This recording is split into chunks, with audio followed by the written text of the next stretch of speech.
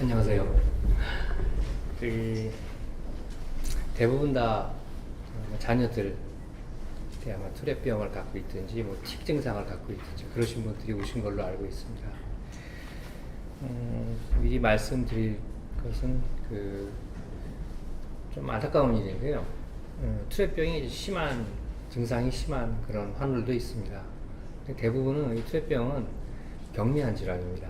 그걸 어떻게 보고 아느냐면은 우리 국가에서 이제 과학기술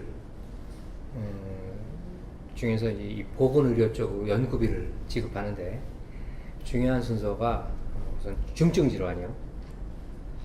그러니까 치료를 하지 않으면 여러 가지로 이 사회 경제적 비용을 많이 쓴다든지 등등.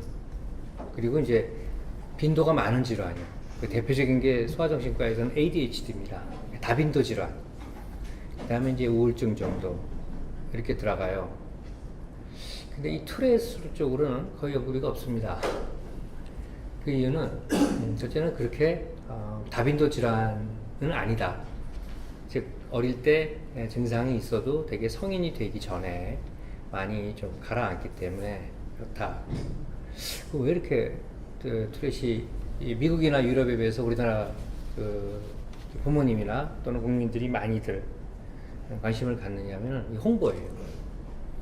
언론에서 이 투렛병에 대해서 처음에 이렇게 사람들한테 관심을 불러일으킬 때 아주 중증 상태들을 많이 홍보했어요. 아마 이해가 가요.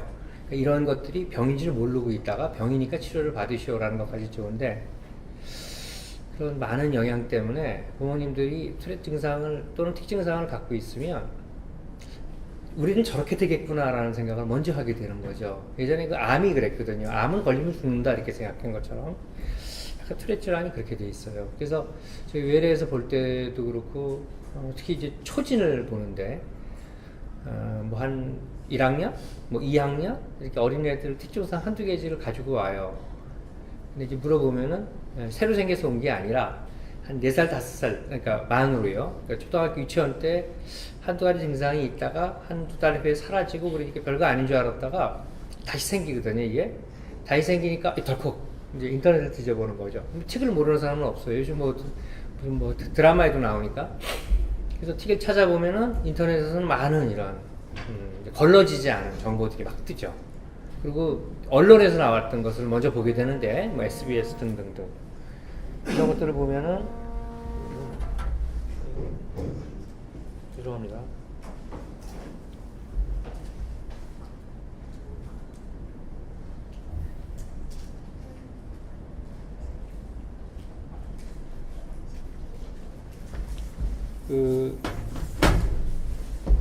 대부분 제가 아까 말씀드렸듯이 중증 상태 이런 것들이 많이 나오게 되죠. 그러니까 좀 전체적으로 균형 있는 그런 보도가 되어 있지 않기 때문에 어머니들이 걱정을 많이 하세요. 그래서 이제 우리가 사실 오늘 아침에 제가 회의를 하다가 좀 늦었는데 회의에서도 나온 얘기예요.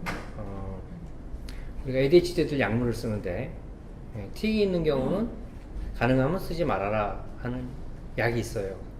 우리가 그 주의력 증진제 중에 메칠페니데이트라고 하는 약입니다. 그 약이 이제 15% 애들한테서 틱 증상을 악화시켜요. 무슨 말이냐면은 ADHD 100명 애들이 있는데 85명에서는 틱을 악화시키지 않는데 15명에서는 틱을 악화시켜요. 15%라는 게 적진 않습니다. 물론. 근데 85%는 안 생긴단 말이죠.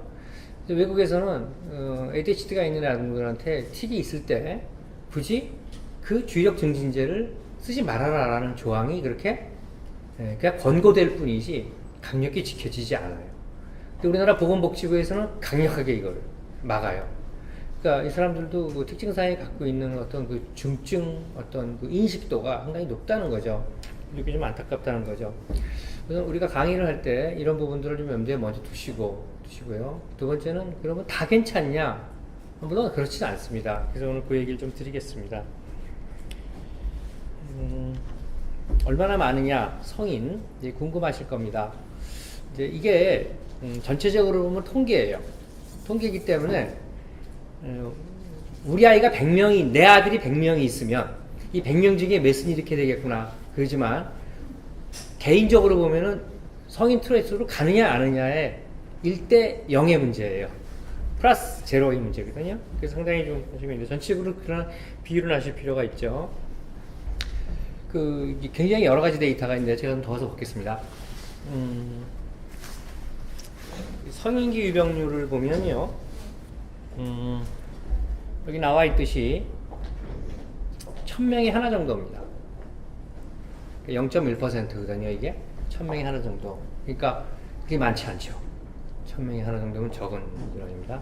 모든 종류의 틱을 다 가진 경우를 말합니다. 그러면 이거를 샅샅이 조사했느냐? 그렇지 않죠. 이건 되게 한 지역사회로 들어가서요. 이렇게 물어봐요, 먼저. 근데 아시다시피 어릴 때부터 조금의 틱이 있는 사람들은 자기가 틱이 있었다는 사실도 몰라요. 그러니까 그런 설문지에다가 예스라고 하지 않죠. 당신 틱이 있습니까? 있었습니까? No 이렇게 하거든요. 그러니까 경미한 상태는 빠지게 돼 있어요. 그러니까 이 정도 모든 틱장애라는 얘기는 경미한 걸 말하는 게 아니라 자기가 알고 남도 어느 정도 알고 있는 틱이 있었다. 또는 하여튼 틱장애다. 이렇게 생각하는 정도. 그거보단 그러니까 틱이 조금이라도 있는 경우는 좀 더 많을 수 있다는 걸 얘기하죠. 자, 이 정도면 틱 장애라는 것이 어떤 그 사람한테 불편함을 끼쳤다는 수준으로 볼 때 1000명당 하나다 이렇게 생각하죠.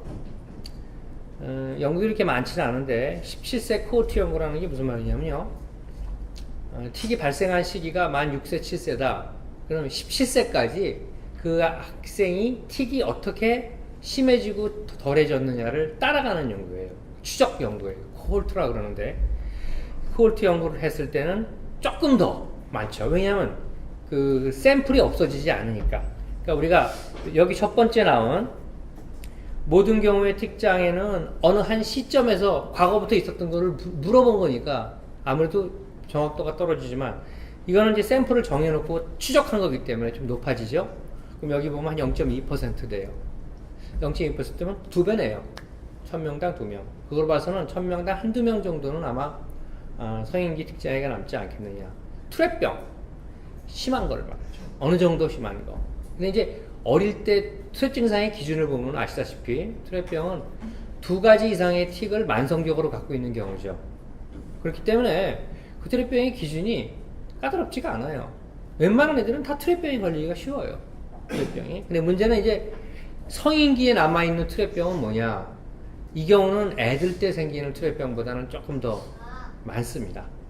그래서 이 성인기의 투렛병은 조금 더 증상이 많을 수가 있는데 이 빈도는 지금 0.005%니까 어떻게 됩니까? 10만 명이 5명. 10만 명이 5명, 2만 명이 1명 정도요? 매우 적은 거죠.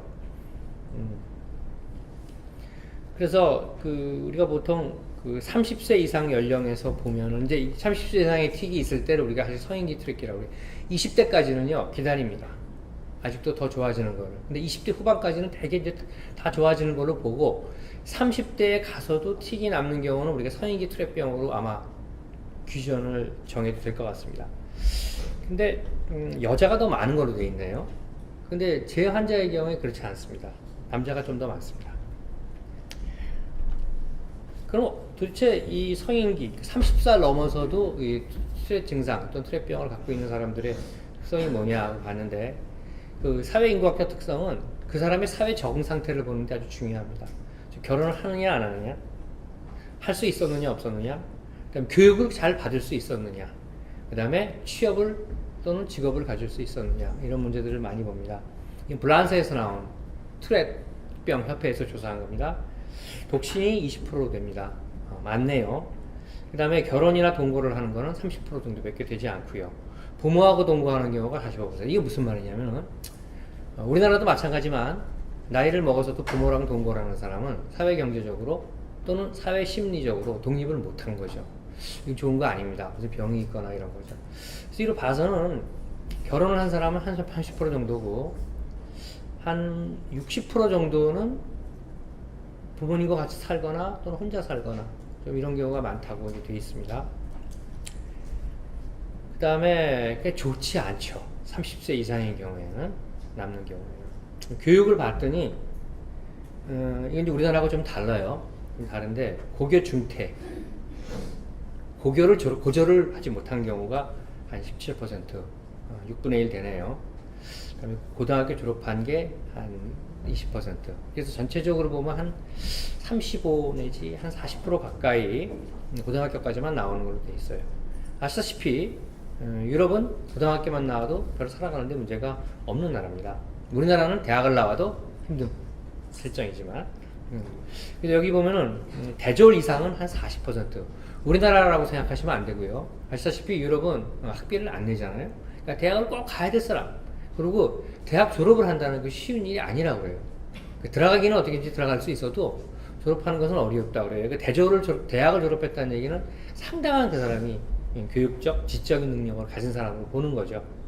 우리나라 대졸이라고 생각하시면 안 되고요. 한 40% 정도. 생각보다는 높지 않네요.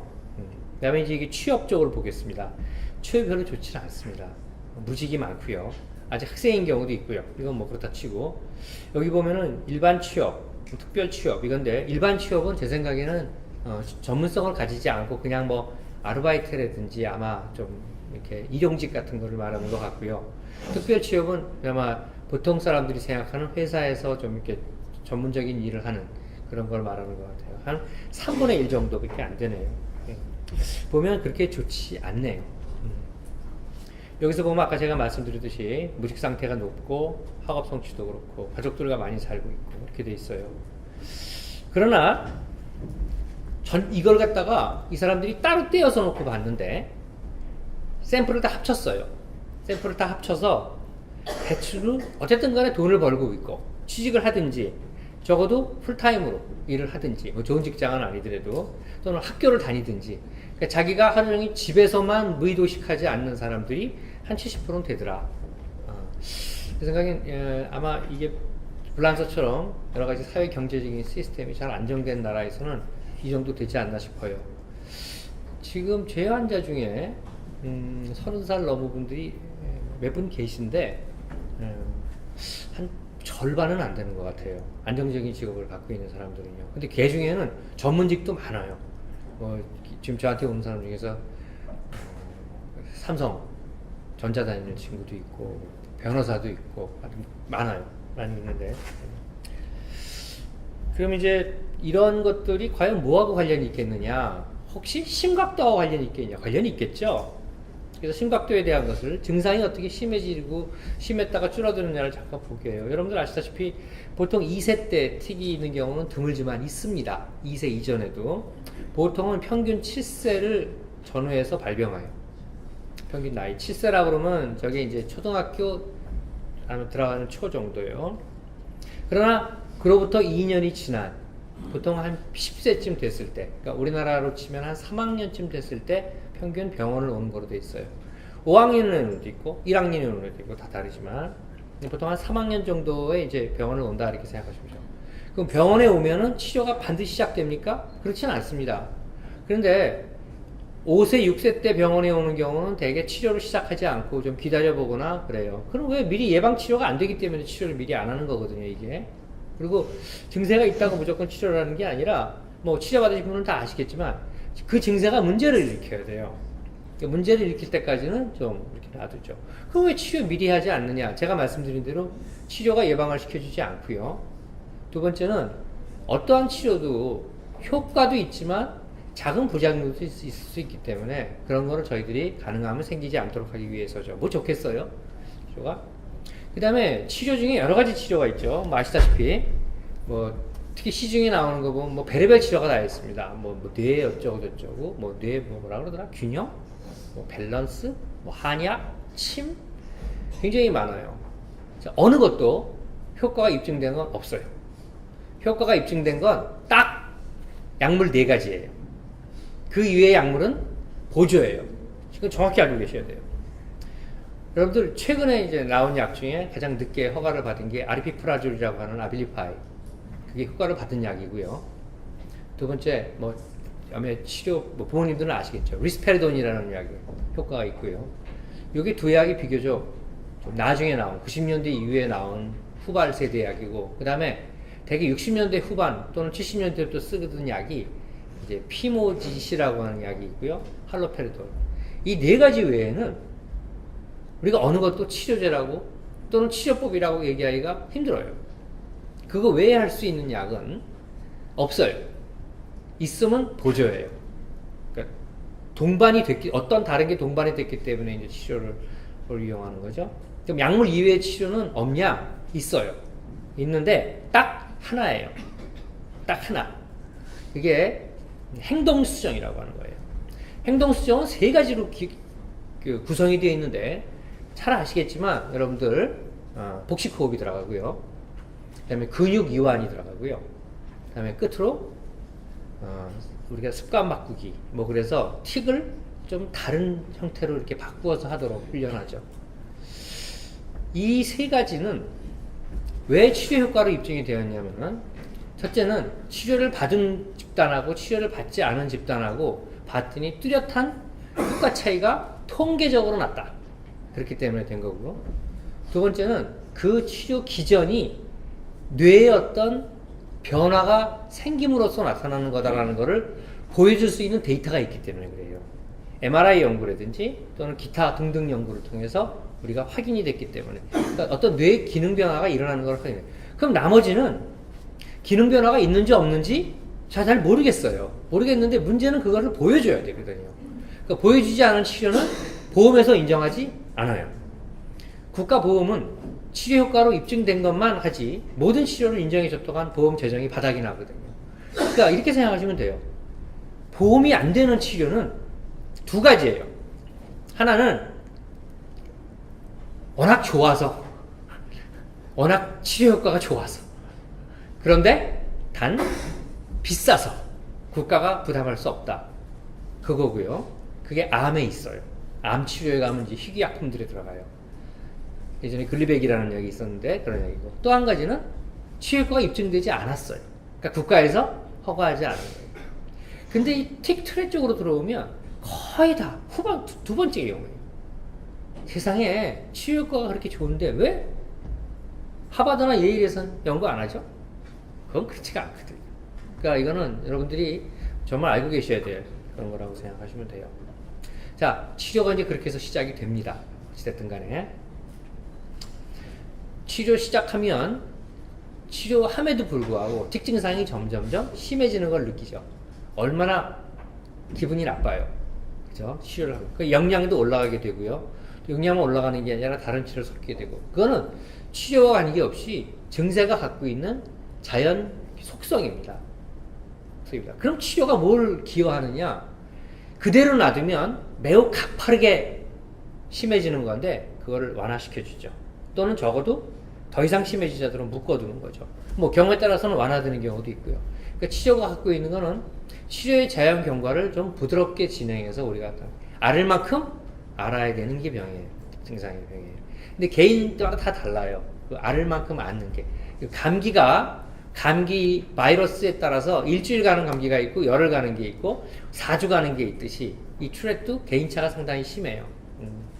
그래서 보통 성인기가 되면 한 70%에서 증상이 없어진다고 그랬는데, 여기서 제가 이런 말을 썼지만 없어지기보다는 거의 완화가 돼서 20%는 증상이 상당히 완화된다, 이렇게 된다고 보시면 돼요. 그렇게 되면은 10%만 남죠? 10% 정도만 남는다고 생각하시면 돼요. 그런데 이게 모든 사람에게 적용되는 건 아닌 것 같아요. 제가 임상 환자를 보면, 특히 병원에서 이제 환자를 보다 보면, 그러면 100명의 환자가 있으면 10명만 이렇게 돼야 되는데, 뭐라든 저한테 오는 경우는 제가 잘 못해서 그런지 몰라도 조금 더 오래 가는 경우가 있는 걸 제가 봐요. 그래서 이거는 그냥 데이터일 뿐이에요. 그래서 개인차로 들어가면은 그건 상당히 다를 수 있다. 근데 전체적으로 보면 틱이 진행이 될 때 우리가 단순 틱이 있고 복합 틱이라는 게 있습니다. 그걸 여러분들이 이제 아시는지 모르겠는데, 단순 틱은 해부학적으로 봤을 때 그 부위가 단순 부위예요. 팔, 손, 이렇게 단순 부위로 나타나는 게 있고, 팔과 손이 어깨와 같이 움직이는 거, 이걸 복합 틱이라고 그러는데, 같은 운동 틱 중에 복합 틱은 조금 더 진행된 틱이고요. 그 다음에 음성 틱도 그냥 킁킁, 뭐 이런 건 단순 틱이고요. 말이나 욕설이나 이런 건 복합틱이라고 해요. 그러니까 그 침범하는 뇌 부위가 여러 군데이기 때문에. 그래서 이 복합틱으로 된 경우는 단순틱에서 복합틱으로 진행하는 것처럼 좋아질 때도 단순틱이 먼저 좋아지기 쉽고 복합틱은 좀 남을 수가 있습니다. 그래서 저희들이 보통 청소년기 한 중학교 1, 2학년 됐을 때 이제 틱이 기승을 떨 때 저희가 봐요. 근데 복합틱이 아주 많은 애가 있고 단순틱이 심한 애가 있어요. 어느 쪽이 더 심하면 괴로워요. 이 킁킁거리는 것도요, 쉬지 않고 하면요, 못 삽니다. 근데 우리가 봤을 때 단순틱이 좀 많은 애들, 그런 애들은 얘네들은 조금 치유하면서 나아지겠구나 이렇게 생각하는데, 복합틱이 많은 애들은 저도 좀 의뢰해서 사실은 그렇게 아주 너무 좋은 얘기는 하지 않습니다. 예. 자, 제가 이제 말씀드린 게 대충 이런 그래프를 결과를 보이죠. 그래서 여기 이게 만 10세입니다. 만 10세 또는 요 12세를 전후해서 이렇게 산의 봉우리를 찍고요. 올라갈 때는 급격히 올라가는 거에 비해서 내려오는 거는 훨씬 완만해요. 손해보죠. 근데 이게 이렇게 되는 이유를 몰라요. 아직도. 근데 사람들은 이야기를 할 때 지금도 이 틱이 발생되는 부위를 두 가지가 얘기하는데, 하나는 틱이 발생하는 거는 뇌 기저핵에 있는, 거기 보면은 선조체라고 있어요. 근데 거기 이제 선조체라고 하는, 거기서 이 도파민이 굉장히 많이 이제 분비가 됩니다. 분비가 되고, 여기서 도파민이 막 나오면 이 도파민이 뇌 전역으로 이제 이동을 하는데, 이때 가장 많이 도파민의 영향을 많이 기대하는 곳이 전두엽이에요. 그래서 이 선조체에서, 뇌의 선조체에서 전두엽으로, 속에서 이 앞으로 이동하는 회로가 이렇게 되는데, 이 회로상에 이 도파민이 갖고 있는 여러 가지 효과들을 조절하는 다른 물질들이 같이 나와요. 거기 세로토닌도 있고, 노아드레날린도 있고, 뭐 요새는 또 BDNF도 있고, 굉장히 여러 가지 물질. 아직 있다고만 알려져 있지 서로 어떤 관계가 있는지 잘 밝혀지지 않았어요. 마치 검찰 수사 단계와 똑같아요. 의혹만 있을 뿐이지 아직 죄상이 드러나지 않는 그런 거라고 생각하시면 돼요. 그러니까 굉장히 많은 물질들이 있는데, 이 전체적으로 이런 것들은 내 마음대로 되는 게 아니라 우리가 갖고 있는 어떤 DNA에서 조절이 돼요. 그러니까 다 다른 거예요. 우리가 똑같이 밥을 먹었다고 해서 똑같이 체중이 생기지 않고, 운동을 똑같이 했다고 해서 똑같이 살이 빠지지 않는 거와 똑같아요. 우리 DNA가 갖고 있는 어떤 내 몸의 체질적인 조절을 하는 데는 물질들이 있는데, 그 물질들에 대한 것도 아직 잘 몰라요. 근데 그런 조절 기능이 사람마다 좋아지는 게 달라요. 근데 신기하게도 그 좋아지는 정도를 보면 철이 드는 거와 똑같아요. 철이 빨리 드는 놈들이 이런 조절도 빨리 생겨요. 철이 늦게 드는 애들은 좀 늦게 생겨요. 그래서 이 투레드 아이들이 자꾸 더 미숙해 보여요. 부모들이 보면 쟤는 철이 없고 미숙하고 자꾸 화가 나요. 병도 밉고 애도 미운 거예요. 이제 미워하면 애가 좋아지지 않죠. 더 나빠져요. 관계도 나빠지고요. 그렇다는 걸 미리 좀 말씀드립니다.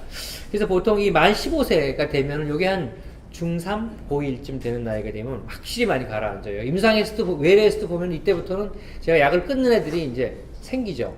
저희들이 이걸 근데 예측을 할 때 제가 말씀드렸죠. 틱이 얼마나 심각한 애도 중요한데, 복합틱이 적어야 돼요. 복합틱이 적어야 돼. 그리고 아이가 정신적으로, 심리적으로 안정이 돼야 돼요. 아주 중요한 거. 불안 특성도 적어야 되고요.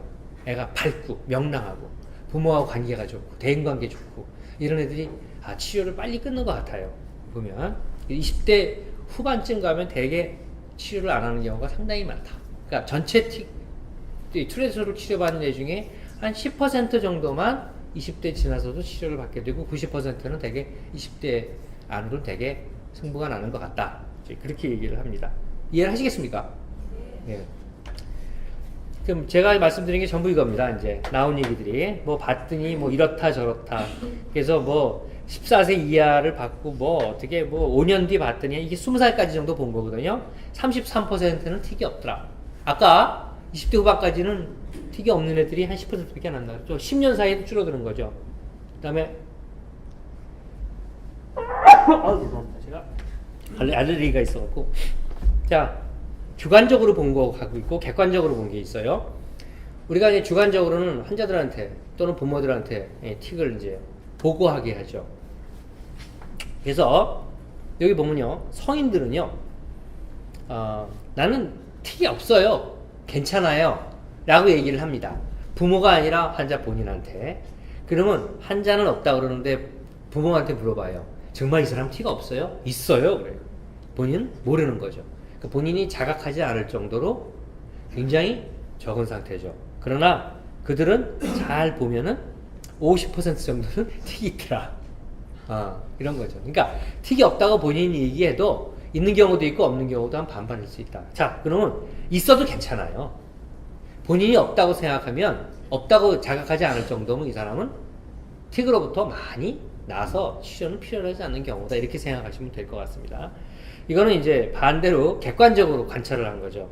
객관적으로 봤더니 어떻다고요? 틱이 보통 어릴 때 쭉 틱이 있었던 애들이 성인기까지 쭉 겪을 때 틱이 90%나 있다는 게 됩니다. 그러니까 틱이 완전히 없어지는 사람은 10%밖에 없다는 얘기예요. 거기요. 그러니까 꼭 그럴 필요 없다는 얘기입니다. 있어도 괜찮습니다. 틱이 있어도 살아가는데 문제 없고, 틱점이 있어도 성공하고 사회생활하고 그러는데 문제 없습니다. 그래서 이게 차이가 있다 이렇게 생각하시고요. 요거는 이제 틱과 관련된 어떤 다른 증상들을 이제 두 가지 보여드릴 텐데, 틱만 있는 애들이 있지 않고 틱과 강박 증상이 같이 있는 경우가 많거든요. 그래서 틱과 강박이 있는 경우를 보는 거죠. 이거는 서행기까지 돼 있는 연구는 없고요. 대개 틱이 있고 난 다음에 몇 년 뒤를 봐요. 타임 1과 타임 2는 2년에서 4년을 본 겁니다. 4년을 본 겁니다. 여기 사춘기 시절을 중간에 이제 놓고 보면, 틱은 사춘기를 지나면서 감소하는데 강박은 증가해요. 이게 안 좋아요. 강박이요. 그러니까 강박이 없는 게 좋아요. 강박이 없는 게. 동반 질환, 약물 복용 이렇게 보겠습니다. 틱에는 동반 질환이 상당히 많아요. 틱을 가진 사람 중에 전혀 동반 질환이 없는 사람은 30%가 될까 말까 합니다. 그러니까 각 70% 가까운 사람들은 1개 내지 4개, 5개의 동반 질환을 가질 수가 있어요.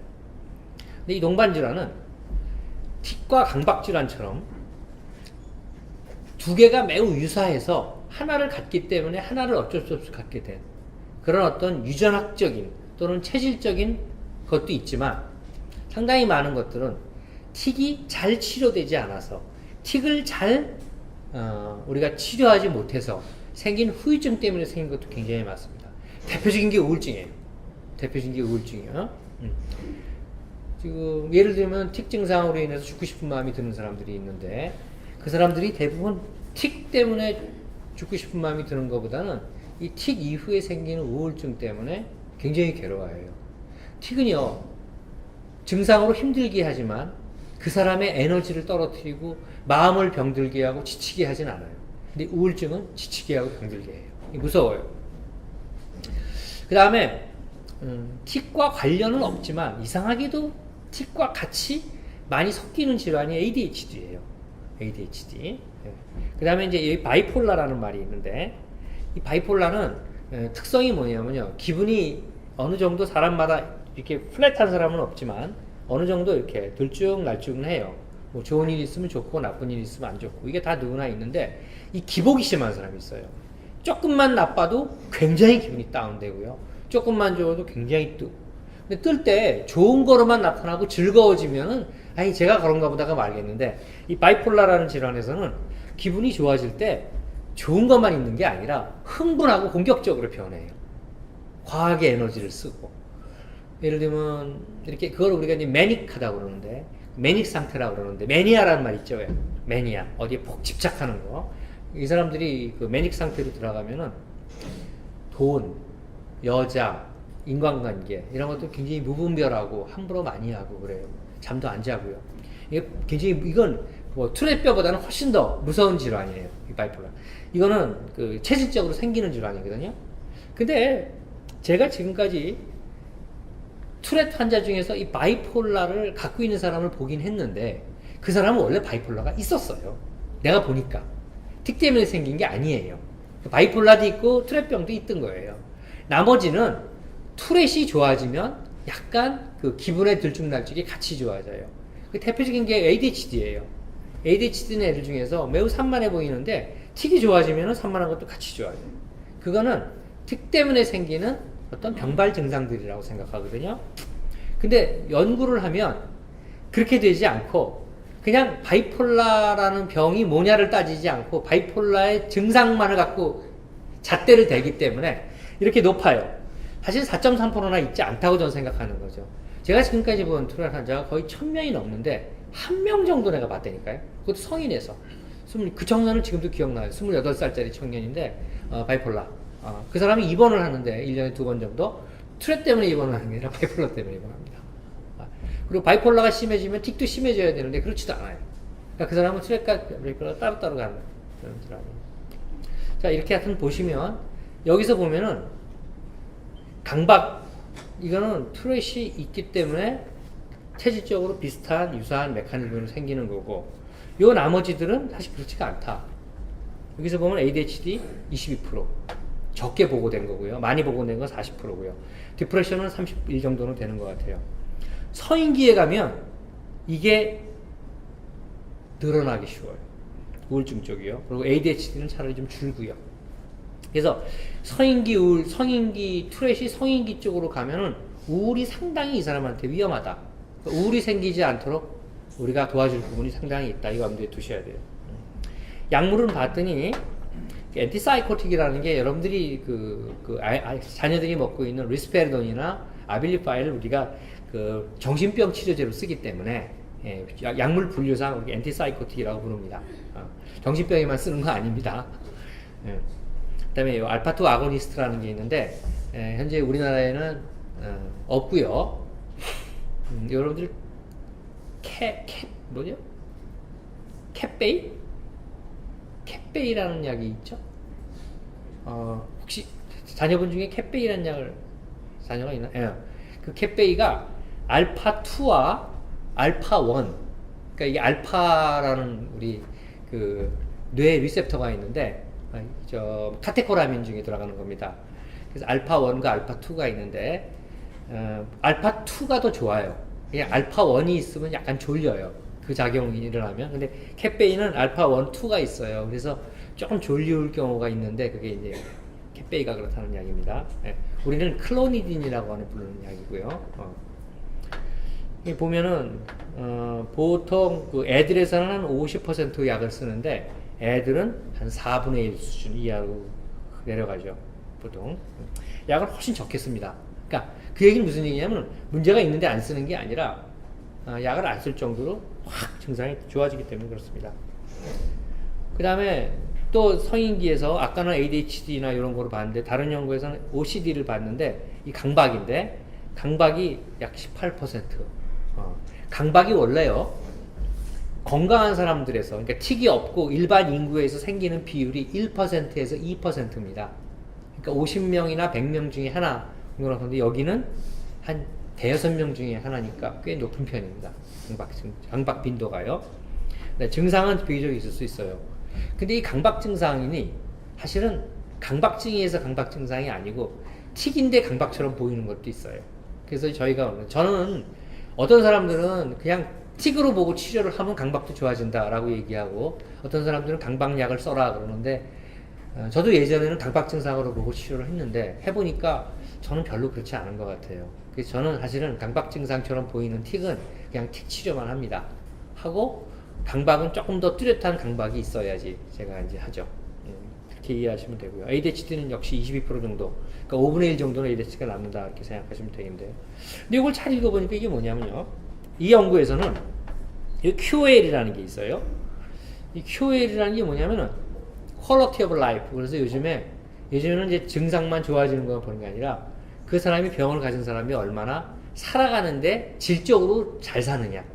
삶의 질. 요새는 또 다른 말로 경제학 하는 사람들은 행복지수 그렇게 얘기하죠. 그런 것들하고 좀 비슷한 거라고 생각하면 돼요. 이게 health related, 그래서 건강과 관련된 삶의 질. 여기는 여러 가지, 두 가지를 보는데, 하나는 증상을 봐요. 우울 증상이 있냐, 불안 증상이 있냐, 원래 그 병이 갖고 있는 증상이 있냐. 그 다음에 그 다음에 뭐 너는 우울하냐 행복하냐 이런 걸 보는 게 있고요. 이쪽은 기능을 봐요. 네가 살아가는데 문제 없냐, 운동하는데 잠 잘 자냐, 뭐 직업 잘 갔냐, 뭐 사람 연애 잘하냐, 뭐 이런 것들을 그러니까 펑션을 보고 한쪽은 증상을 보고 이렇게 두 가지로 보통 나눠져 있습니다. QOL이라는 게 이게 많은 경우가 많다는 거죠. 이 프리모니터리 얼지라는 게 뭐냐면요. 이거를 보통 느끼는 아이들은 최소한 3학년은 돼야 돼요. 근데 빨리 느끼는 아이들은 3, 4학년이고요. 중학생 되는 애들은 알아요. 근데 이 프리모니터리 얼지가 왜 중요하냐면 이 프리모니터리 얼지는 내 증상이 지금 느낌이 먼저 와요. 느낌이 먼저 오면 그 느낌이 나한테 기분을 나쁘게 해요. 그럼 그 기분을 나쁘게 하는 것을 없애기 위해서 틱 행동으로 나타나요. 그러니까 감각이나 느낌을 없애기 위해서. 그러니까 먼저 어떤 충동이 일어나고 그 충동은 감각과 느낌의 문제를 일으키고 각 애들이 얘기하는 거 나중에 갑갑해요. 답답해요.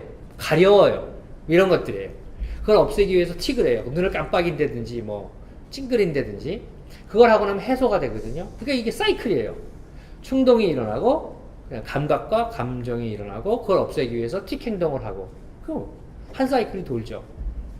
그게 강박하고 똑같아요. 사실은요. 그래서 이제 강박이라고 얘기하는 사람도 있는데 그때 이 프리모니터리 얼지가 있을 때 프리모니터리 얼지를 갖고 치료를 하는 게 아까 얘기한 심리치료입니다. 습관 바꾸기라든지 또는 근육 이완 뭐 이런 것들도 있고요. 그리고 약도 이 프리모니터리 얼지를 감소시켜요. 특히 프리모니터리 얼지 중에서 어떤 것들은 우울증 약 중에 여러분들 아마 그 세로토닌과 관련된 약을 쓰는 그 선생님들이 계세요. 뭐 프로작이라든지 졸로푸트라든지 뭐 팍실이라든지 이런 그 세로토닌 우리가 SSRI라고 하는 우울증 약이 있는데 요게 프리모니터리 얼지에 듣는 경우가 있어요. 그래서 그걸 이제 의사 선생님마다 이렇게 잘 따져보고 쓰죠. 이 프리모니터리 얼지가 크면 틱이 심하게 나타나겠죠. 그리고 프리모니터리 얼지가 몸에 여러 군데 나타나면 틱은 여러 군데서 나타나요. 그렇죠? 그러니까 프리모니터리 얼지가 있는 곳에 틱 증상이 있게 돼 있다. 이해하시겠어요? 그래서 이 사람들이 봤더니 이 사람들은 그렇게 얘기한 거예요. 프리모니터리 얼지가 나이를 먹으면서 줄어들면 참 좋더라. 근데 이게 끝까지 남아있는 사람들은 틱은 덜 나타나더라도 프리모니터리 얼지를 자기 나름대로 틱이 아닌 걸로 조절하는 경우도 있어요. 자기가. 근데 이런 사람에서는 아까 얘기한 대로 그 강박 증상이 좀 있더라. 그래서 이 프리모니터리 얼지와 이 증상의 심각도와 그리고 결과적으로 봤더니 이런 사람들이 조금 더 이런 문제들이 있더라. 삶이 나쁘더라. 이렇게 얘기하는 연구도 있습니다. 자, 프리모니터리 얼지가 뭔지 제가 지금 말씀드린 겁니다. 어떤 unpleasant sensation, 몸에서 느끼는 느낌 또는 충동, 감각 이런 것들을 말하는데 틱을 일으키는 거죠. 그래서 상당히 이런 것들은 현재 이게 클수록 하여튼 이런 것이 있다라고 관련하시면 되는 거고요. 보통 애들 때 심하면 성인기에 심할 가능성이 있습니다. 그럼 이 소화기가 언제를 말하느냐? 이 소화기가 7살 때를 말하느냐? 보통은요 사춘기 직전을 말합니다. 그러니까 한 10살, 11살 그때 사춘기가 막 돌아섰을 때 그때 틱이 심하게 나타나는 애들은 얘가 혹시 성인이 될 때 틱이 좀 많이 남지 않을까 의심을 하셔도 됩니다. 그런데 제가 아까 말씀드렸듯이 틱이 심한 것이 단순 틱이 심하면 좀 덜한데 복합 틱이 좀 심한 애들은 좀 그런 우리가 의심을 해야 된다는 거 이렇게 얘기하면 되겠습니다. 이 사람들은 이 YGTSS라는 게 이 틱이 얼마나 심한지를 재는 시험 척도 같은 거예요. 척도가 점수가 있는데 이것은 0점부터 100점까지 있어요.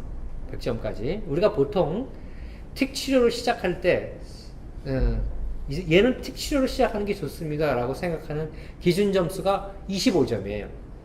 그래서 우리가 연구를 할 때 보통 최소 25점은 돼야지 연구를 시작하는데 그럼 어느 정도 되면 괴롭냐? 한 50점쯤 되면 상당히 괴로워요. 애들이요. 그러면 우리가 제가 그 치료 중에 뇌에다가 쓰는 신부 자극술이라는 DBS 하는 수술이 있는데 DBS를 제가 이제 2명을 했는데 이 DBS 하는 애들은 다 저한테는 90점 이상 되는 애들이에요. 하나인 100점이고 하나인 제가 92점짜리를 했는데 보통 외국에서 나오는 거 보면 이 DBS 치료를 받는 사람들 70점 이상이에요. 그러니까 무슨 얘기냐면은 약물 치료나 심리 치료를 몇 년간 굉장히 최대로 열심히 했는데 틱 증상이 한 70%다. 그러면 뭔가를 해줘야 돼. 뭔가 요절을 내야 된다. 그러니까 그러니까 이 틱 시비어리티가 70점쯤 된다고 하는 것은 아주 심한 걸 말해요. 여러분들 그렇게 이해하세요. 이게 10점 증가할 때마다, 그죠? 그러니까 언제?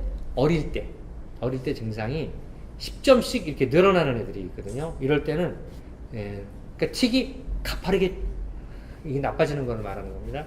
이게 좀 3배 증가한다 이런 말도 있고요. 그 다음에 ADHD가 있느냐 없느냐는 사실 틱하고 큰 관계가 없습니다. 치료 별도로 갑니다. 그 다음에 이건 이제 IQ에 대한 걸 얘기했는데 이거는 보더니 IQ는 틱하고 별로 관련이 없고요. 오히려 강박 증세하고 관련이 있다라는 연구가 있습니다. 근데 재미나는 게 IQ가 높을수록 강박이 심해요. 그거는 제가 이해가 갈 듯 말 듯 한데 하여튼 강박증이라는 그 증상의 특징 그래요. 그래서 보통 같은 정도라면 IQ 100인 아이가 이 논문에서 그렇게 얘기했어요. IQ 120 아이보다 강박 증상이 생길 가능성이 높다. 그러면 IQ 높은 사람이 강박 증상에 걸리느냐? 그렇지는 않습니다. 강박 증상이 종류가 여러 가지가 있어서 이 IQ가 높은 사람들이 걸리는 특징이 몇 가지가 있어요. 그거는 근데 IQ가 또 높지 않은 사람들이 걸리는 강박증이 따로 있고요. 또 낮은 사람도 있고 그렇게 얘기할 건 못 됩니다. 그냥 데이터만 제가 소개시켜 드리는 겁니다. 그런 게 있다. 자, 이건 성인이 됐을 때 보는 여러 가지가 있는데 도대체 어떤 것들이 이 틱이 심한 사람들, 성인 성인 트래시 있는 사람 중에서 심한 사람들에게 문제가 되는 심리적 문제를 일으키느냐를 할 때 1번은 역시 이 4가지가 나오는데 1번이 강박이네요. 옵세시브 컴펄시브가 강박이거든요. 그 다음 2번째는 대인관계에 대한 예민감. 이거 굉장히 많아요. 예를 들자면은 집에서는 좀 나은데 학교를 가면 틱이 심한 애들, 또 집에서는 나은데 외래에서 이렇게 기다리는 대기 공간에서 사람들이 누굴 자기 쳐다볼 것 같으면 더 틱이 나오는 애들. 또 이런 것들이 증상에만 있는 게 아니라 평소에도 인간관계에 예민해요. 누가 나를 어떻게 보지 않을까, 좋지 않게 보지 않을까, 이렇게 보지 않을까, 저렇게 보지 않을까. 이런 안테나들이 굉장히 강하게 켜져 있는 애들이 있어요. 물론 이거 필요해요. 이거 없으면 큰일 나니까. 너무 예민한 것은 좋지 않다라는 거고, 아까 얘기한 대로 디프레션은 안 좋다.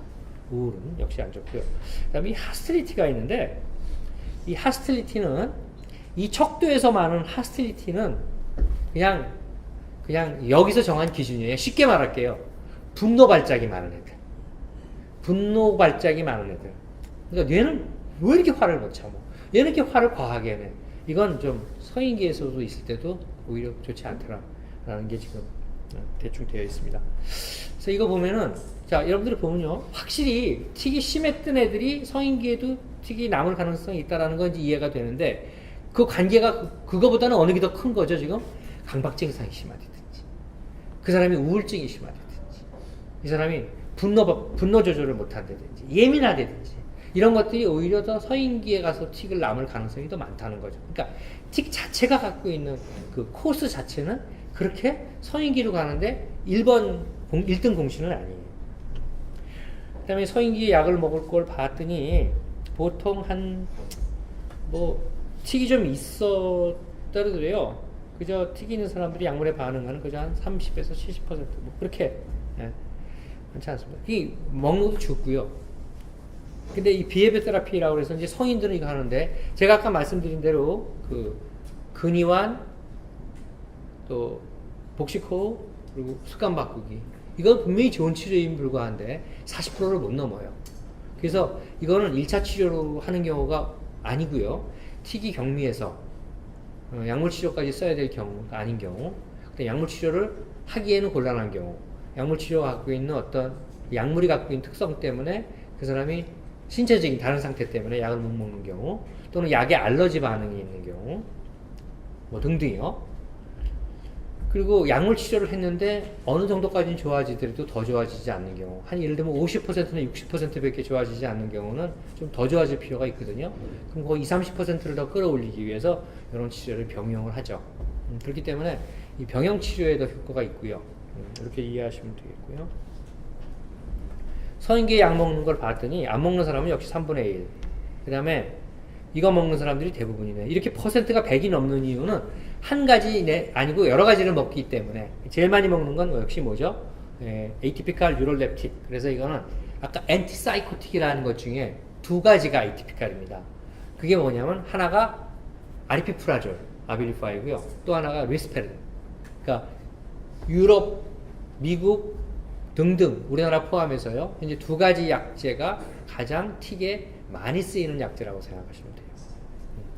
그 다음에 항우울제 먹는 경우도 제법 있다. 이 항우울제는 우울증 때문에 먹기도 하고 항우울제가 쓰이는 거는 아까 제가 그 프리모니터리 얼지에 좀 도움된다고 얘기할 때 SSRI가 들어가거든요.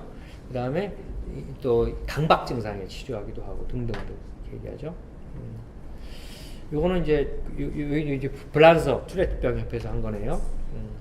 그래서 전체적으로 보면 이 잡지는 아주 유명한 잡지입니다. 뉴럴로지라는 오래되긴 했지만 전체적으로 투렛 환자의 80%는 약물 치료를 받았다.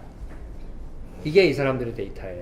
그런데 추적 관찰을 했더니 대부분의 성인에서는 약물 먹은 사람이 13%밖에 안 됐다. 그러니까 증상이 있어도 약을 안 먹었다. 이 얘기는 약에 대한 거부감만이 꼭 있어서 안 먹었다는 게 아니라 제가 보기엔 상당수 약을 먹지 않아도 좋은 관해된 현상이 있었다. 이렇게 됩니다. 삶의 질이 제일 중요해요. 삶의 질.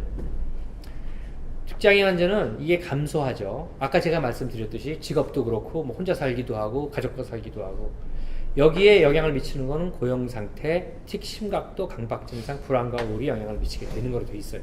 일반적으로. 그러니까 틱이 심각한 것도 들어가지만 이 나머지 것들도 굉장히 중요하다. 이 사람들의 삶의 질이에요.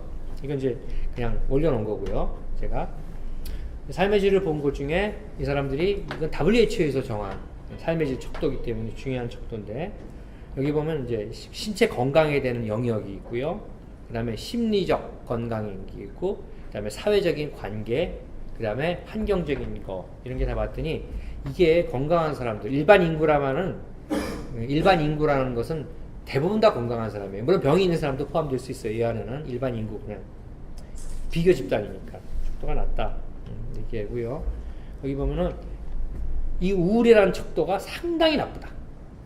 그러니까 우울해지는 게 나쁘다. 즉 우울과 가장 관련 있는 건 좌절이에요. 그 다음에 중요한 것을 잃어버리니까 내가 명예를 잃고 내가 들어가고 싶은 학교를 못 들어가고 친구를 잃고 무시당하고 가족들로부터 뭐 관심과 사랑을 잃고 고립, 좌절 이런 것들이 우울을 일으키기 때문에 이런 우울이 굉장히 나쁘다는 거 아시죠? 주목할 점은 이게 아니라 우울이 가장 중요한 예측인자다라는 게 중요하고요. 여기서 우울, 틱 확인한 결과 우울과 연관성은 없어요. 즉 우울한 사람이 틱이 심각하냐? 그렇지 않더라는 거예요. 그러니까 틱이 심각하다고 해서 우울한 건 아니더라. 그러니까 틱이 심각해도 우울한 놈 있고 아닌 놈 있다. 이게 그 얘기예요 지금. 우울이라는 것은 상당히 중요한 여러분들의 우리 자녀들에게 좀 관심을 가져야 될 부분입니다. 자, 뭐 여러 가지가 있어요. 뭐 제가 1슬라이드 보기만 하겠습니다. 사회활동을 따로 봤어요. 이 틱이 있는 사람들에서 사회활동이 상당히 중요한 것 같고요. 틱이 있는 사람들이 특히 오랫동안, 그러니까 성인기로 넘어오는 사람들이 아까 틱이 있다면 잘 보십시오. 뭐가 있을 수 있는지. ADHD가 있을 수 있죠. ADHD는 어릴 때는 그럭저럭 학교 생활을 하더라도 성인까지 남아있으면, 치료 안 돼서 남아있으면 ADHD 사회생활 지장을 반드시 주는 병입니다. 이거 ADHD가요. 자, 우울 아까 들어갔죠? 우울 들어갔어요. 그 다음에 예민한 거 들어갔죠. 예민한 거 들어갔어요. 자, 이런 것들이 있으면 사람들하고 교제하기를 싫어하고 또는 누구 앞에서 제일 못한 게 뭐냐면 틱을 감추려고 애를 쓰죠. 틱을 감추려고 애를 쓰면은 더 힘들어요. 더 차라리 오픈하는 게 좋다라는 게 이 사람들의 이 경험이 이게요. 그래서 이런 것들이 활동을 적게 제한하고 뭐 이런 거죠.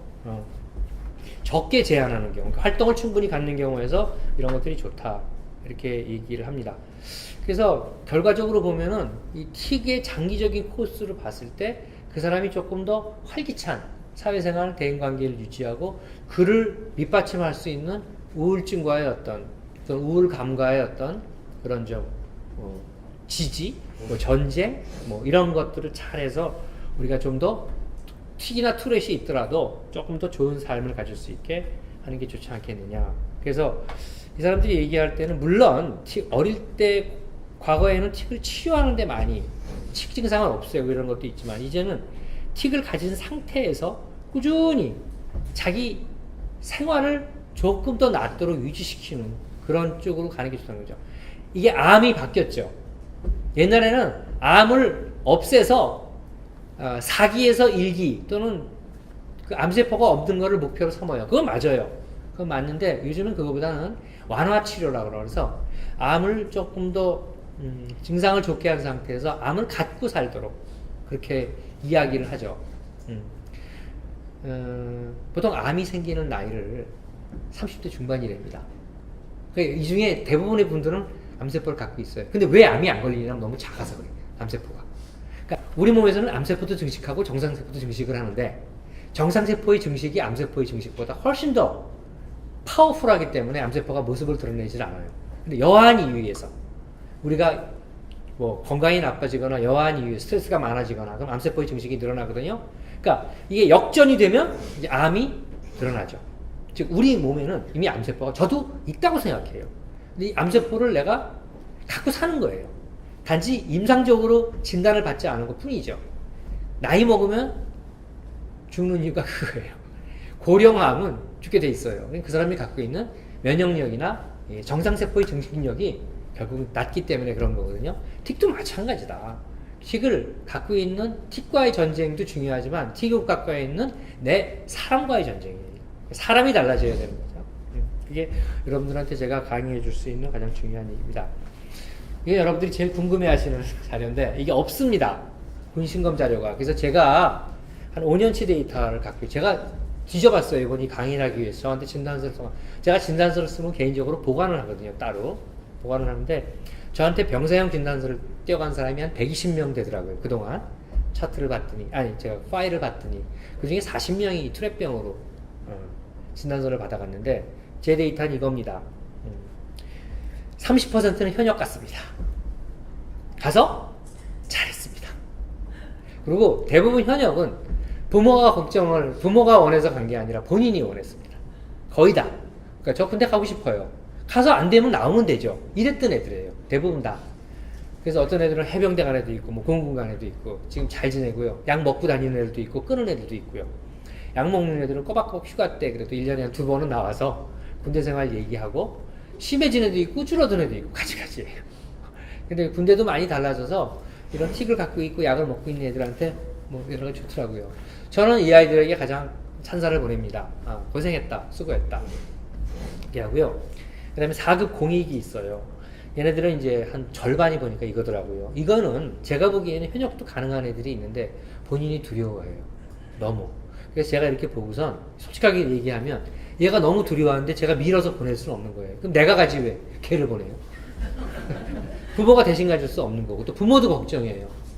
이런 경우는 제가 최대한 이 진단서를 여러 차례 써서 제가 되도록 빼줬습니다. 한 절반 정도는 작업을 받습니다. 잘 했죠. 여기까지는 이제 복무를 한 거예요. 그죠? 이건 문제가 없어요. 여기 보면 20%가 면제를 했는데요. 이게 내가 다 따져봤더니 7명 중에 틱이 심한 애들이 4명이에요. 걔네는 다른 병이 있어도 틱만 없었으면 없을 병들.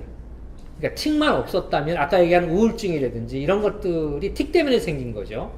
또는 이것 때문에 학교를 제대로 못다녀서 친구가 없거나 애가 그래서 위축되거나 성격이 좀 변했거나 이런 애들이에요. 그래서 그런 애들은 틱만 없었으면은 아마 괜찮았을 애들이라고 생각하는 애들이 4명이고요.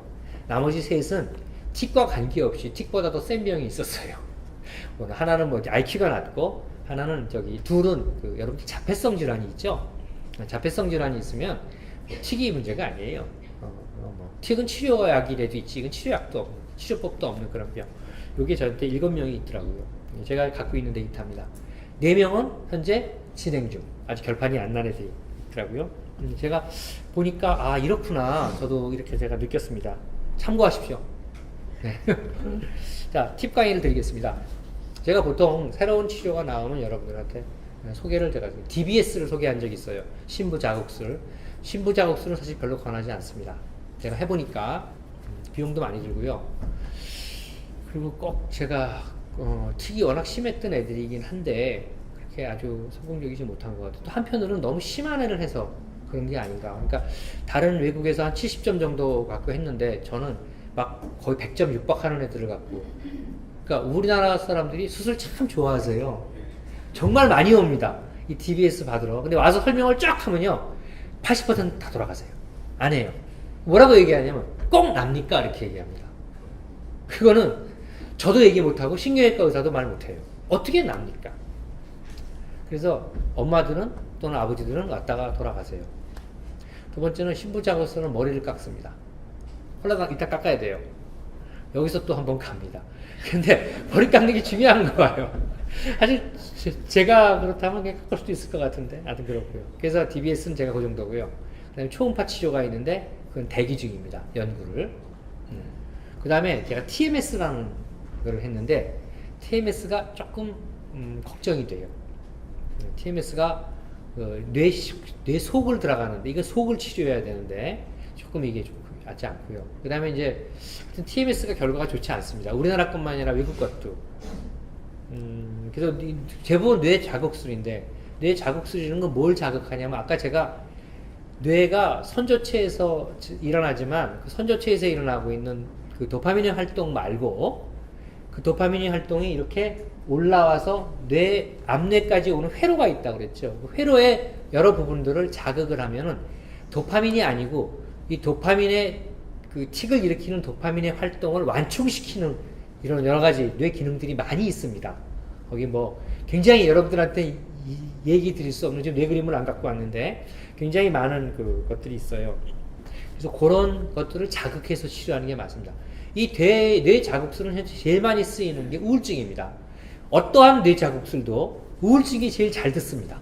왜 그런지 모르겠어요. 근데 이 뇌 자극술을 하면은 그 제일 많이 활성화되는 게 우리가 그 뇌 BDNF라고 하는 물질이 있는데 이 BDNF가 틀에서도 관련이 좀 됐다고 되어 있는데 BDNF가 우울증에 결정적인 역할을 해요.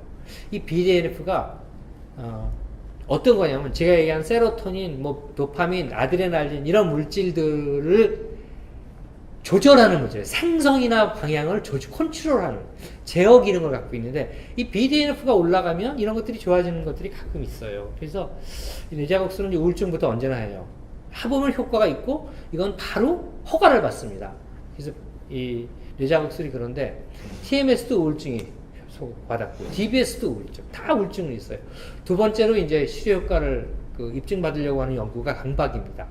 이 강박이 약물 치료로 해서 효과가 100명을 치료하면 약물 치료로 50% 이상 좋아지는 게 50%도 안 돼요. 그러니까 굉장히 약물 치료가 좋은 편이 아니죠. 차라리 정신불면증보다 못해요. 더. 우울증은 약물 치료 효과가 거의 70% 육박하고 ADHD는 약물 치료 효과가 80%가 넘거든요. 그러니까 그거에 비하면 이 아리피프라졸 같은 경우에는 투렛 장애에서 약 60%에서 70% 사이에요. 그러니까 좋은 편이거든요, 효과. 근데 이 강박은 그렇지 못해요. 그래서 강박이 꼭 하는데 강박이 끝나면 투렛은 넘어가요. 이게 꼭 순서가. 근데 알다시피 강박은 10대에 생기면 끝까지 가요. 40, 50대까지. 근데 투렛은 어떻게 돼요? 10대 지나서 20대 좀 가면 많이 없어지니까 이 수술을 받을 수 있는, 이런 시술을 받을 환자가 확 줄어요. 그래서 사실은 연구가 그렇게 잘 안 되고 있는데, 이건 최근에 제가, TDCS. 제가 이거를 왜 소개해드리냐면은, 저희가 할 겁니다. 근데 모든 분이 오라는 얘기 아닙니다. 저는 두 가지 경험을 할 건데, 제가 연구를 할 거니까 홍보를 하려고 그러는 게 아니라 그냥 알려만 드리고 가져오는데 이건 뭐가 좋으냐면 DBS는 돈이 많이 들어요. 시술비가 3천만 원이 드는데 저희 병원에서 하면 연구로 집어넣어서 연구위원회 이름을 올리면은 그냥 적당히 끼워 맞춰서 500만 원에 해드려요. 무슨 얘기냐면 MRI하고 뭐만 반값만 내든가 뭐 그렇게 해서 하여튼 신경외과 의사가 해줘요. 저희 과에서 받는 게 아니거든요. 그래서 두 분 다 500만 원에 수술을 받았어요. 저한테. 지금 대기하는 환자가 한 2명 더 있고요. 5년 치료해서 효과를 없다는 걸 입증이 돼야 되거든요. 저한테 몇 년 기다리고 있는 사람이 2명 있고, 그리고 별로 없어요. 그 다음에 TMS는 했는데 제가 재능이 못 봤다 그랬죠. 자, 근데 TMS는 뭐가 단점이냐면 주 4회에서 5회를 받아야 되는데 최소한 20번을 받아야 되면은 한 5주 정도를 매일 와야 돼요. 매일 와서 40분씩 갖고 가요. 그러니까 이게 쉬운 일이 아니에요. 집이 가까워야 되죠. 지방에서 못 와요. 그렇다고 이것 때문에 뭐 5주를 입원할 수도 없는 거고. 그래서 TMS가 좀 문제가 있어요. 근데 이거는 앱을 설치하면 우리 스마트폰 이 사람들이 카이스트에서 개발한 거예요. 이거 앱 저한테 설명을 했는데 전 그래서 일단 방법이 쉬워서 근데 제가 오늘 강의할 때 소개한다고 그랬어요. 앱을 설치하면 이 앱에서 조절을 해주고 여기서 조그만 주는 요만한 밴드가 있답니다. 밴드를 하나 여기서 주면 그 밴드를 놓고 이 앱에 연결을 하면은 이게 무선으로 아마 연결이 되는 모양이에요. 그럼 자기가 20분 정도만 매일 하는 거예요. 어린애가 하겠습니까? 안 하죠. 엄마가 해야겠죠. 그래서 저는 이걸 지금 생각하기에는 이 사람은 18세 이상으로 하자고 그러는데 저는 위험하지 않기 때문에 13세로 갑시다. 12세로 갑시다. 그래서 중학생부터 제가 하려고 생각 중이에요.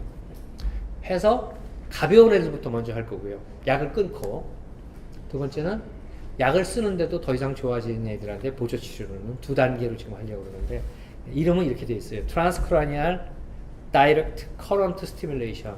간단합니다. 트란스크라니얼이라는 게 무슨 말이냐면은 이 뇌는 뼈가 있고 뇌가 있잖아요. 이 뼈를 관통한다 그래서 트란스크라니얼이고요. 이름이. 그 다음에 직류가 흐른다는 겁니다. 다이렉트 직류 커런트가 흐른다는 거예요. 근데 이 사람들이 교류도 있대요. 그래서 지금 직류를 하고 교류를. 근데 교류와 직류가 뭐가 좋은지 저도 모르겠어요. 이거는 이 사람 물리학 하는 사람이기 때문에.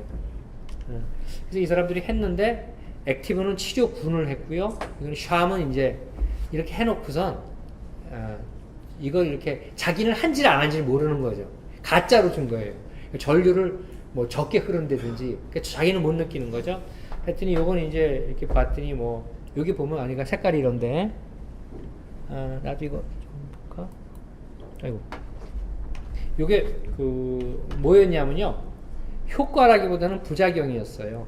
대부분 부작용이 별로 차이가 없는 거였고요. 그냥 이거 보십시오. 이렇게 요것이 원래 개발됐을 때 이렇게 캡이었답니다. 근데 지금은 이 사람들이 이렇게 개발했어요. Y브레인이라고 하는 벤처 회사에 쉽게 얘기하면 카이스트에 있는 우리나라에 이 사람들이 이거를 지금 하버드에다가 요청을 해서 하버드에서 시험하고 있고요. 하버드에서 하고 있고 우울증은 받았어요.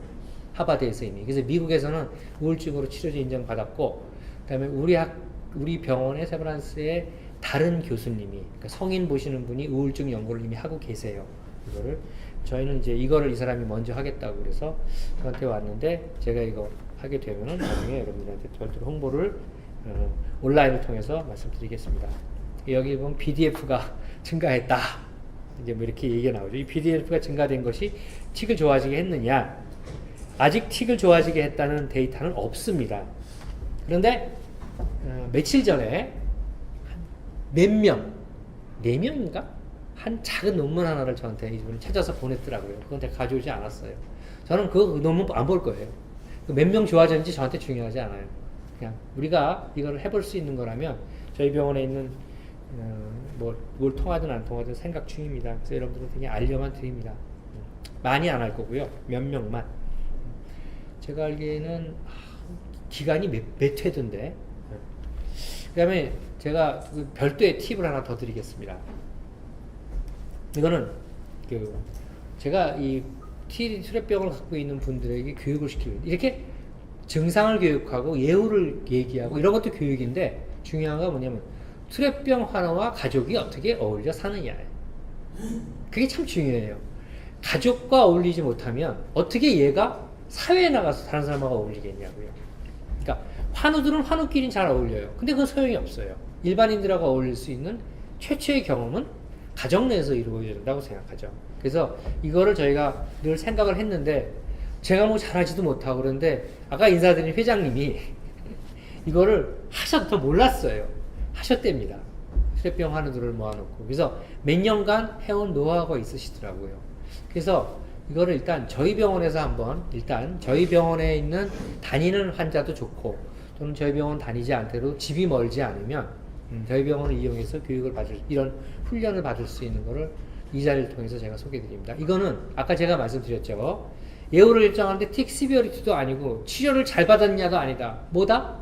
잘 받았다면 이 아이의 정신건강적인 면, 우울이라든지 이런 것들을 잘 다뤄주는 게 더 예우를 결정하는 데 중요하다고 제가 말씀을 드렸어요. 그러면 그것이 어디에서 먼저 이루어지느냐는 거예요.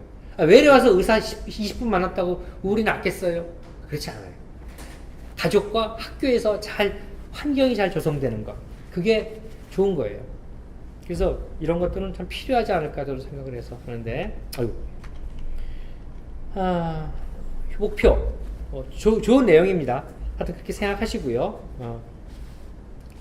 인지행동 치료라는 게 있는데, 생각이 바뀌고 행동이 바뀌고, 또는 행동이 바뀌면 생각이 바뀌고, 둘 다 바뀌면 더 좋고, 뭐 이런 그런 여러 가지인데, 부모 역할을 훈련에 대한 것이 상당히 많고요. 이런 것들을 아마 우리 회장님이 준비하셨더라고요. 저는 회장님이 하신 걸 아직 보지를 못해서 회장님이 하신 걸 그대로 저희 병원에서 장소만 빌려드리고 할 생각입니다.